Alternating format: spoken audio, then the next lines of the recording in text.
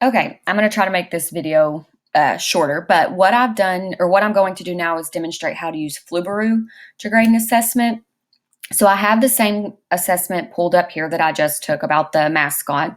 I'm going to open the spreadsheet. I always just let it keep the same title. That way I can look at a spreadsheet and know which assessment it goes with, and they'll just have response at the end in parentheses. So choose create, and this will automatically go into your Google Drive as well. Okay, so here it shows on July 14th, T. Kennett Bryant Schools, made a 5 out of 5, my name, period, and what my answer was.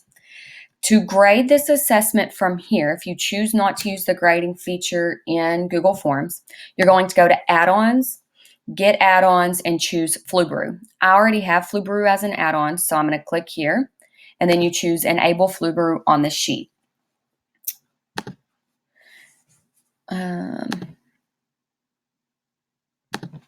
They must have had some updates to make me click through that. Okay.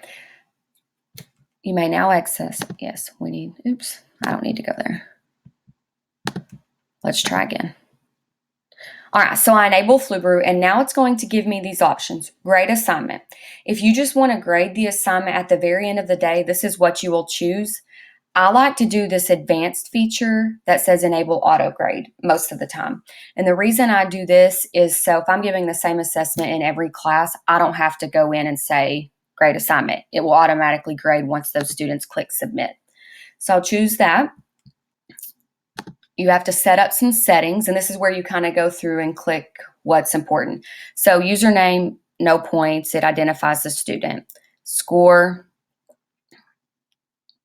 first name, last name, period. So score, I'm going to put identify student as well. That must be a feature since I chose for it to grade in Google Forms. That's why that's there. So the only question that I want graded on here is the Bryant mascot.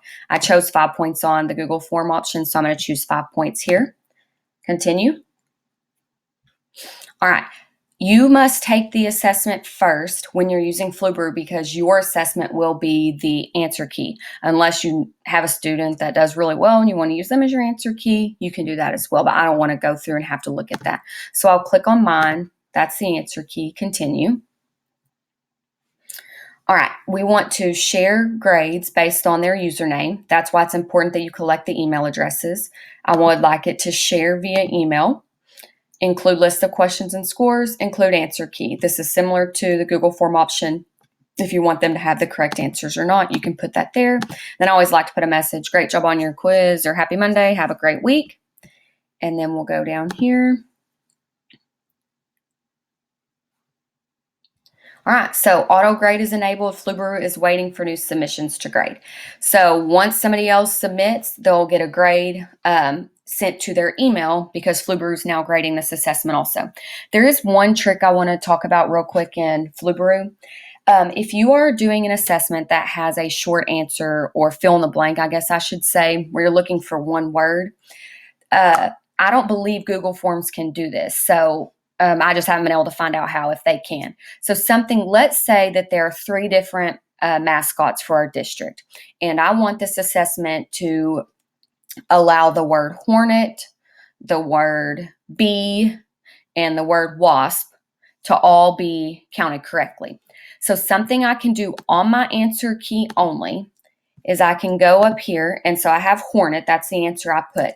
If I put the space, percent, or, and then the other option I want it to accept, so wasp, space, percent, or bee. This is, if you think that students might misspell something, you can try this. I know we can't ever guess how the students are going to spell words. I used it quite often in math because the students would forget to put in commas, or they wouldn't round correctly, and I don't want them to miss an entire problem because they couldn't round to the 100th. So I would maybe put in to the 10th as well, or the option for 100th if they didn't round correctly. So that might be something you want to do, and like I said, I know Flubaroo can do this. I'm not exactly sure if Google Forms can do this yet or not.